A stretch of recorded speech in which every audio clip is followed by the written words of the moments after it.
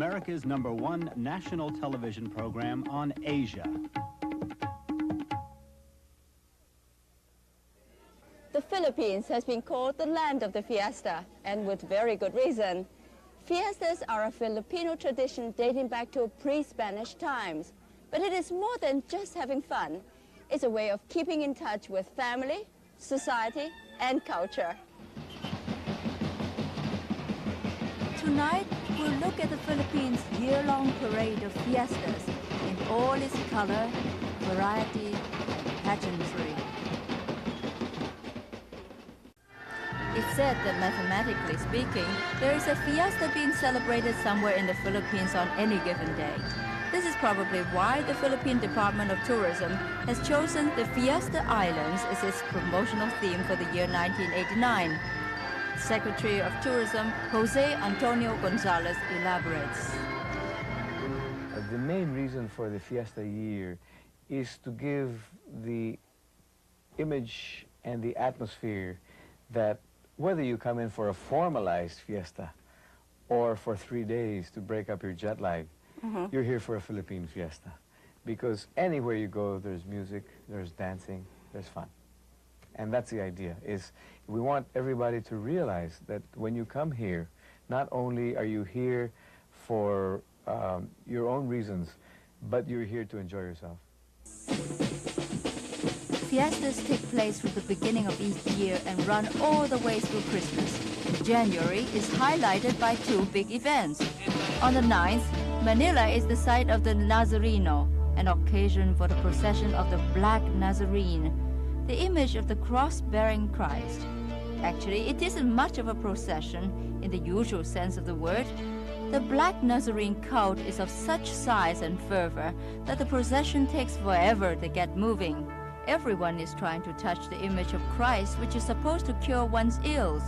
The statue spends the rest of the year in a chapel beyond the reach of the faithful, which explains their vigorous attempts to touch the sacred figure during the procession. Also in January is the Ati-Atihan festival held in the town of Caliban, Aklan, on the central island of Panay. Although it is not religious in origin, its current manifestation does incorporate religious elements. So what was once a celebration of the island's harvest is now also the feast of the Santo Niño, the child Jesus, patron of Aklan province. The religious piety accompanying the initial stages of the celebrations turns into an all-out merrymaking on Sunday of the Ati-Atihan week, and the festival takes on the characteristics of the pagan ritual it once was. The Atis were the Aboriginal natives who inhabited Aklan province during the 13th century, when Malay migrants came and bought a prized piece of land with a golden headdress. A celebration was held in honor of the sale, during which the Malays, in a gesture of friendship, darkened their skin with soot to look like their Aborigine hosts. Thus, the Fiesta Ati-Atihan literally means making like Atis. So today, the fun of the Fiesta is to make like Atis, and it all amounts to a contest in which participants try to outdo each other by wearing the most striking costumes and outlandish headdresses. Ultimately, Ati-Atihan offers both locals and outsiders the opportunity to indulge in a lot of carousing, drinking, dressing up, and dancing. The season of Lent in late March or early April coincides with the beginning of the sweltering summer in the Philippines. During Lenten rites, town and city streets are transformed into the tortuous road to Calvary. Pious Christians don homemade costumes and recreate the Passion of Christ in every detail. Penitents bear heavy crosses and suffer the oppressive heat in the true spirit of atonement for their sins. The burden of the cross often causes participants to collapse from exhaustion. Here a woman playing Saint Veronica offers Jesus a cloth with which to wipe his brow. Several penitents in the crowd flog themselves to show their devotion. The procession finds its way to a makeshift version of Calvary, where hundreds wait to witness the final agony of Jesus Christ. The actor playing Christ hangs on the cross as spectators gather round to pray. In some areas, overzealous individuals actually submit themselves to real crucifixions. On a less epic scale, but also painstakingly staged, are folk plays called cenoculos. Amateur actors collaborate in the mounting of these elaborate presentations of the life of Christ.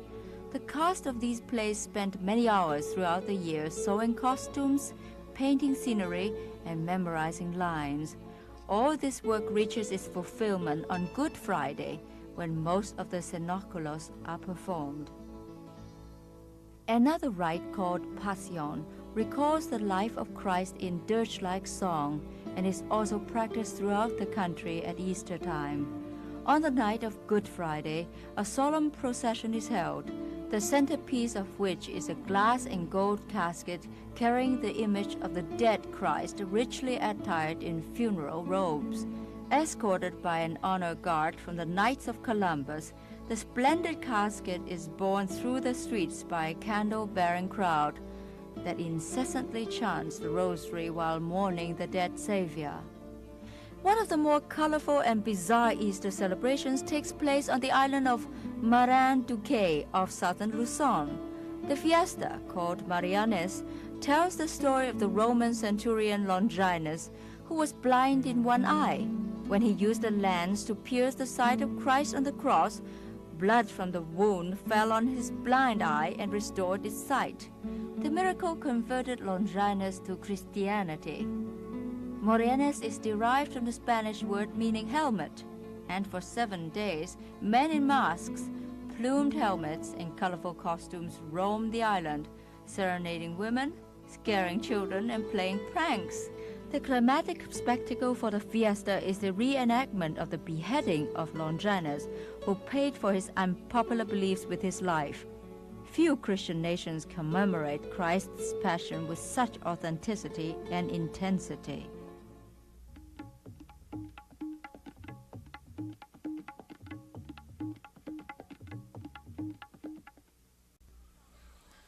The Filipino farmer has two best friends: his most reliable beast of burden, the carabao or water buffalo, and his patron saint, San Isidro Labrador.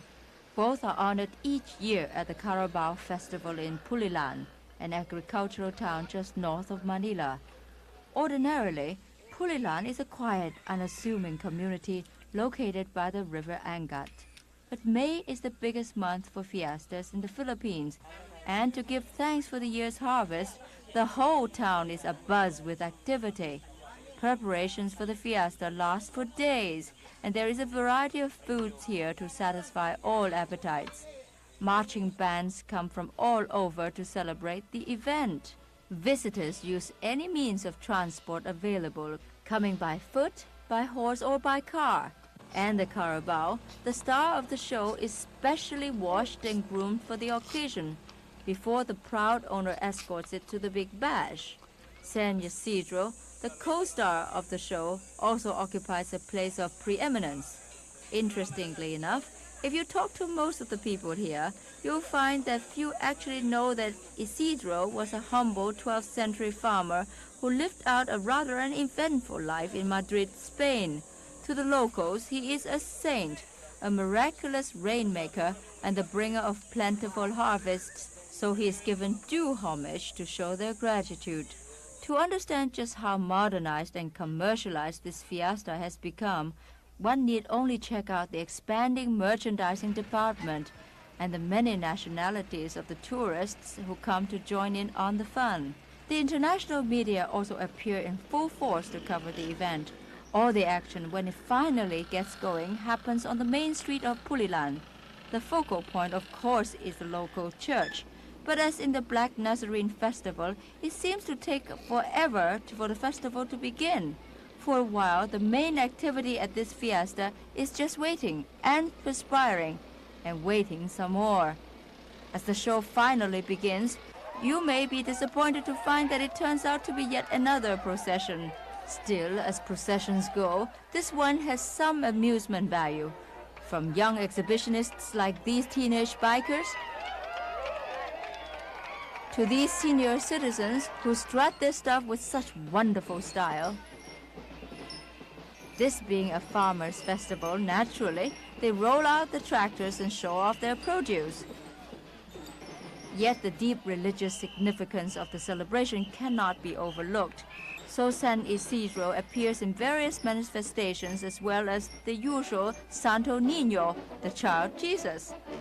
After about a full hour of parading, the carabaos finally make their grand and slow entrance. There was talk of a buffalo race, but what we saw wasn't so much a race as a kind of stampede in extreme slow motion. The big climax is supposed to be when these obedient animals come up to the church and genuflect. Only in the crush of people, animals, and noise, a simple act like that requires Herculean effort. One is hard-pressed to choose which to pity more, the carabao or the cameraman risking life, limb, and equipment to shoot a bunch of kneeling cattle. Still, looking around, I realized that a lot of people were truly enjoying this unique spectacle, most of them being not quite old enough to distinguish fun from folly. It's a welcome relief to return to the air-conditioned comfort of a hotel function room for the next fiesta. The Flores de Mayo, or Mayflower Festival, is a kind of beauty contest which serves as a prelude to a procession called the Santa Cruzan. And this is a somewhat glamorized version of Flores de Mayo. Here the participants are all top fashion models, and their gowns are by the current generation of hot Filipino designers. Each gown either bears a flower motif or is a variation of a traditional Filipino costume. The subsequent parade, the Santa Cruzan, is supposed to be a reenactment of St. Helena's quest for the true cross. So out of the beautiful participants, or sagalas, a Reina Elena is chosen and crowned. Then the procession begins with much fanfare and dancing. Hundreds of people crowd outside the Manila Hotel and alongside the entire route of the parade, eager to see the beautiful fashions and the beautiful people who design and wear them. Santa Cruzans of all shapes and sizes take place all over the Philippines on Sunday evenings during the month of May. This one, we are told, was truer to the religious origin of the fiesta because of the presence of candles. And this one, occurring on one rain-soaked evening, had no candles, but there were a few teen idols and TV star sagalas playing the roles of different Catholic saints.